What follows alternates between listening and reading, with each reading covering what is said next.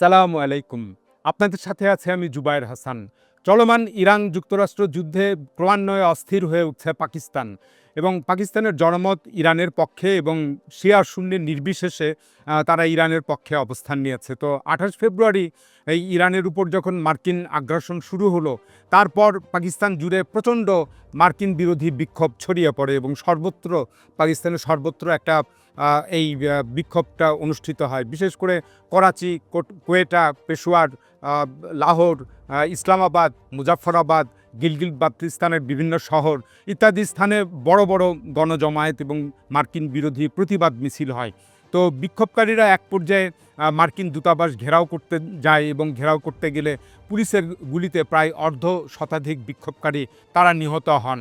তো এর মধ্যে করাচি শহরে মার্কিন মেরিন সেনাদের গুলিতে বেশ কয়েকজন পাকিস্তানি নিহত হয়। তো এই মার্কিন সৈন্যদের হাতে এভাবে পাকিস্তানি নাগরিকরা নিহত হওয়ার ফলে অনেকে প্রশ্ন তুলছেন যে পাকিস্তান সত্যিকার অর্থেই স্বাধীন রাষ্ট্র কিনা, নাকি তারা সেই ১৯৪৭ সালের আগে অবস্থায় ব্রিটিশ কলোনির মতো একটা রাষ্ট্র হয়ে রয়েছে।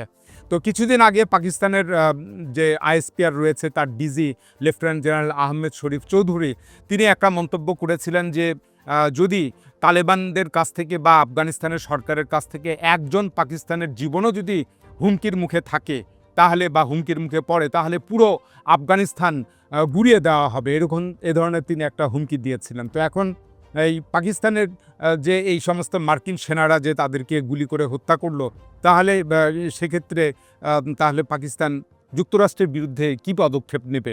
তো পাকিস্তানের এই জেনারেলদের এ সমস্ত বাকড়ম্বরপূর্ণ কথাবার্তা হাস্যরসে পরিণত হয়েছে। তো এখন পাকিস্তানে রয়েছে যে ২০ থেকে প্রায় ২৫% শিয়া জনগোষ্ঠীর লোকজন বসবাস করে। তো বিশেষ করে এই আজাদ কাশ্মীর এবং গিলগিট বালতিস্তান এই দুটি স্থানে শিয়া সম্প্রদায়ের লোকজন সংখ্যাগরিষ্ঠ। তো এই দুই এলাকা নিয়ে ভারত পাকিস্তান একাধিকবার যুদ্ধ হয়েছে, কয়েকবার যুদ্ধ হয়েছে। তো এখন এই অবস্থায় এই উত্তপ্ত যে একটা এলাকা রয়েছে সেখানে যদি পাকিস্তান সেনাপ্রধান ফিল্ড মার্শাল আসিম মনির তিনি যদি জনমতের তোয়াক্কা না করে যুক্তরাষ্ট্রের পক্ষ নেন, তাহলে এই দুই অঞ্চলের লোকজন আরও বিক্ষুব্ধ হয়ে উঠবে এবং তারা এই ক্ষুব্ধতাটা সহিংসতায় রূপ লাভ করবে, আর তাতে নিশ্চিতভাবে ভারতের লাভ হবে।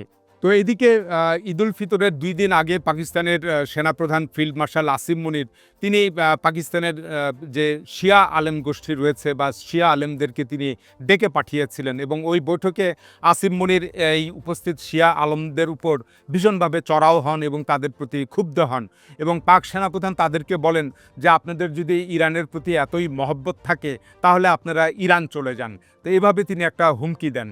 তো পাক সেনাপ্রধানের এমন অপমানজনক মন্তব্যে পাকিস্তান জুড়ে একটা তীব্র প্রতিক্রিয়া সৃষ্টি হয়েছে। তো উল্লেখ্য যে এই গত ২৭ রমজান এই পাক ফৌজের যে বিমানগুলো রয়েছে তারা আফগানিস্তানের যে কাবুল শহর রয়েছে সেখানে একটি মানসিক চিকিৎসার বা মাদক আসক্ত রোগীদের রোগ নিরাময়ের জন্য চিকিৎসা কেন্দ্র ছিল বা একটা রিহাব সেন্টার ছিল, সেখানে বিমান হামলা চালায় এবং ৪০০ জনের মতো রোগী নিহত হয়।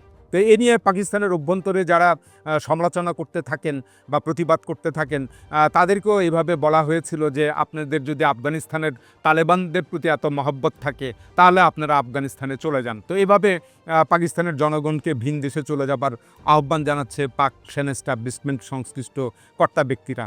তো ইদানিং এই ফিল্ড মার্শাল আসিম মনিরের চারপাশের লোকজন তারা ইরানকে সমর্থন করা যাবে কি না এই নিয়ে তারা একটা কূটতর্ক দেশের মধ্যে তৈরি করেছে।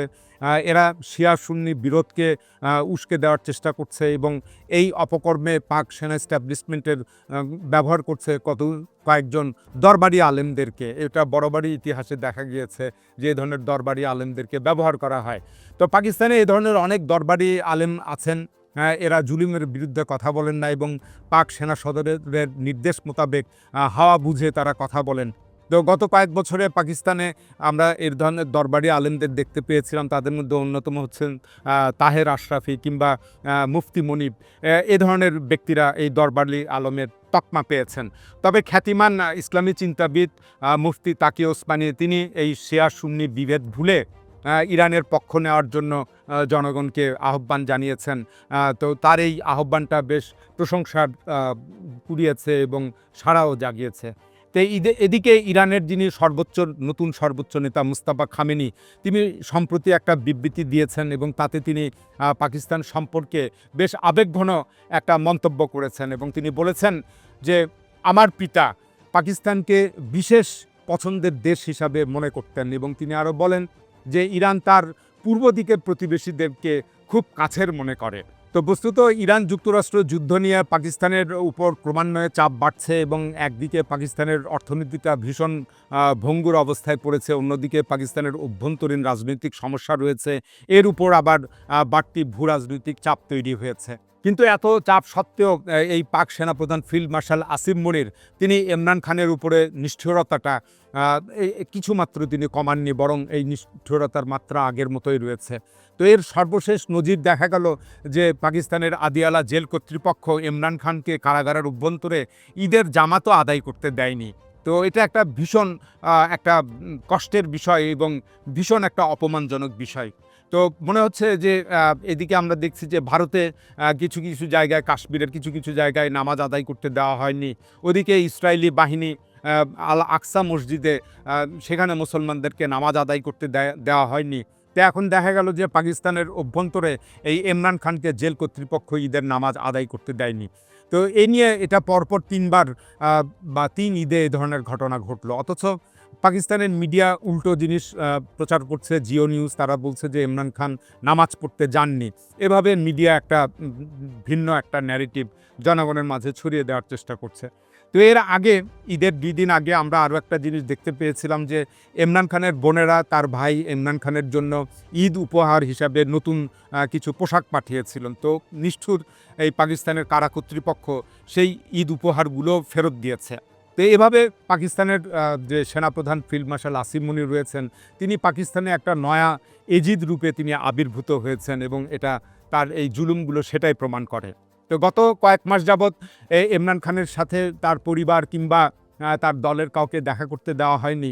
তবে ঈদের দিনে যেটা 21 মার্চ ছিল, লন্ডনে অবস্থানরত তার 2 পুত্র কাসিম খান এবং সোলাইমান খানের সাথে ইমরান খানের একটা টেলিফোনে কথা বলবার অনুমতি দেওয়া হয় এবং সেই টেলিফোনে সময় ইমরান খান তার পুত্র কাসিম খানকে উদ্দেশ্য করে বলেন যে তুমি দেশবাসীর উদ্দেশ্যে শুধু একটি কথাই বলবা যে ঈদ মোবারক। তো ইমরান খানের এই ঈদ মোবারকটা পাকিস্তানিদেরকে ভীষণ আবেগ আপ্লুত করে তোলে। তো এখানে ইমরান খানের পুত্র পরে ইমরান খানের যে একটা এক্স অ্যাকাউন্ট রয়েছে, সেখানে ইমরান খানের একটা আরও একটি বার্তা সেখানে পোস্ট করেছে ইমরান খানের যে এক্স অ্যাকাউন্ট রয়েছে সেখানে। তো সেখানেও ইমরান খান বেশ আবেগঘন একটা বার্তা দিয়েছেন। তো ওই পোস্টে ইমরান খান বলেন যে এই দেশের বিচারকদের নিজেদের লজ্জা পাওয়া উচিত। বারবার আমরা বিচার বিভাগের দ্বারস্থ হয়েছি, কিন্তু তারা নিজেদের ব্যক্তিগত স্বার্থ ও সুবিধার জন্য নিজেদের আত্মা বিক্রি করে দিয়েছে। তারা তাদের সততা বিক্রি করেছে। তারা জানে তারা আমাকে ভাঙতে পারবে না, তাই তারা আমার স্ত্রীর দিকে হাত বাড়িয়েছে। কিভাবে তারা এই অমানবিক আচরণকে অনুমতি দেয় বুশরা বিবির সঙ্গে? শুধু আমাকে ব্ল্যাকমেল করার জন্যই এটা করেছে। তিনি প্রতিদিন 24 ঘন্টা বুশরা বিবির কথা বলছেন যে বুশরা বিবি প্রতিদিন 24 ঘন্টা একাকী থাকেন। সপ্তাহে মাত্র 30 মিনিট আমার সঙ্গে থাকার সুযোগ পান, আর সেটিও অনেক সময় অমান্য করা হয়। নারী, শিশু ও বয়স্কদের উপর অত্যাচার করা ইসলামের পরিপন্থী, আর তাদের উদ্দেশ্য একেবারে স্পষ্ট। একটি সমাজে ন্যায় বিচারের দায়িত্ব বিচারকদের উপরেই ন্যস্ত থাকে। তাদের নিজেদের লজ্জা পাওয়া উচিত। এভাবে ইমরান খান একটি পোস্ট করেন। তো এখানে উল্লেখ করবার বিষয় হচ্ছে যে এই বুশরা বিবিও আদিয়ালা জেলের আরেকটা মহিলা সেলে বা মহিলা ওয়ার্ডে বন্দী রয়েছেন। সেখানে আদালতের অনুমতিক্রমে তিনি মাঝে মধ্যে ইমরান খানের সঙ্গে সাক্ষাৎ করবার অনুমতি পান। তো যাই হোক, তো এই হচ্ছে ইমরান খানের উপরে একটা ভয়ানক নিষ্ঠুরতা চলছে। এদিকে ইমরান খানের এই চোখের 3য় ডোজ ইঞ্জেকশনের দেওয়ার জন্য তাকে আবার সেই মধ্যরাতে অন্ধকারের মধ্যে গোপনে প্রিন্স হাসপাতালে নেওয়া হয় এবং তার এই চোখের চিকিৎসা দেওয়া হয়, যদিও তার ডান চোখটা মোটামুটি সম্পূর্ণভাবে নষ্ট হয়ে গিয়েছে। তো আসলে পাক সেনাপ্রধান ইমরান খানকে এতটাই ভয় পান বা ইমরান খান ফোবিয়ায় ভুগছেন, সেজন্য তিনি তার উপরে এই সীমাহীন অত্যাচার নির্যাতনটা করে চলেছেন। কিন্তু তাতে পুরো পাকিস্তানে একটা দুর্গতি নেমে এসেছে। কয়েক বছর বাদে পাকিস্তান আবারও সন্ত্রাসের শীর্ষ তালিকা হিসাবে বিশ্বে প্রথম হয়েছে। তো এর মানে হচ্ছে গ্লোবাল টেরোরিজম যে ইন্ডেক্সটা রয়েছে ১৬৩ দেশের মধ্যে পাকিস্তান শীর্ষে রয়েছে। তো আন্তর্জাতিক প্রতিষ্ঠান institute of economics and piece তারা এই ২০২৫-২৬ সালের এই তালিকাটা তা প্রকাশ করেছে। অথচ আমরা ইমরান খানের আমলে, শাসন আমলে দেখতে পেয়েছিলাম যে পাকিস্তান সন্ত্রাসের কবল থেকে মুক্ত হয়েছে, সেখানে মার্কিন ড্রোন হামলা হচ্ছে না, ওদিকে উগ্রবাদীদের সেই আত্মঘাতী বোমা হামলাগুলোও হচ্ছে না। তো এক কথায় পাকিস্তান সেই সময় একটা সুখে শান্তিতে বসবাস করছিল, যেটাকে অনেক পর্যবেক্ষক বলছেন যে পাকিস্তান তার ইতিহাসে প্রথমবারের মতো ইমরান খানের আমলে সুখে শান্তিতে বসবাস করছিল। এমনকি করোনা মহামারী হওয়া সত্ত্বেও পাকিস্তান বা ইমরান খান তাদের দেশের ইকোনমিটাকে সচল রেখেছিলেন। তো এখন এই পাকিস্তানের সুখ শান্তিটা কেড়ে নিয়েছে general Bajwa, general Naveed Anjum, general Faiz Hameed এবং ফিল্ড মার্শাল আসিম মনির। এরাই আসলে মূলত মার্কিন যুক্তরাষ্ট্রের সাথে আঁতাত করে বা ষড়যন্ত্র করে ইমরান খানকে ক্ষমতাচ্যুত করে বসে। তো এখন অনেক পর্যবেক্ষকরা বলছেন যে এই কুচক্রী জেনারেলরাই আসলে পাকিস্তানে নতুন করে সন্ত্রাসবাদ আমদানি করেছে। তো এই সন্ত্রাসবাদ পাকিস্তানে উপস্থিত থাকলে বা বাড়তে থাকলে এর উদ্দেশ্য হলো যে তাহলে এই পাক জেনারেলরা শাসন ক্ষমতায় যে তারা যে অপরিহার্য, এটা তারা প্রমাণ করতে পারে। এছাড়া আরও অন্যান্য ভূরাজনৈতিক হিসাব নিকাশ রয়েছে। তো আসলে এই পাক সেনাপ্রধান আসিম মনির পাকিস্তানকে আসলে একটা অতল গহ্বরে নিয়ে যাচ্ছেন। আর তিনি যদি এখন এই যুক্তরাষ্ট্রের পক্ষ নিয়ে ইরানের বিরুদ্ধে যুদ্ধে নামেন, তাহলে পাকিস্তানের আরও বড় ধরনের সর্বনাশ ডেকে আনবে।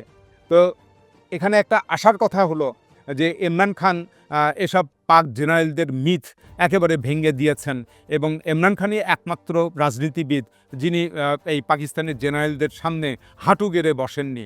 তো এটা একটা বড় আসিম মনিরের জন্য পরাজয় এবং এটা ভবিষ্যতে এই পাক সেনা এস্টাবলিশমেন্টের বিরুদ্ধে জনগণকে বিক্ষোভ বা গণ অভ্যুত্থান করার উদ্দীপনা বা তাদেরকে উৎসাহ যোগাবে। এখন এ পর্যন্তই। আল্লাহ হাফেজ।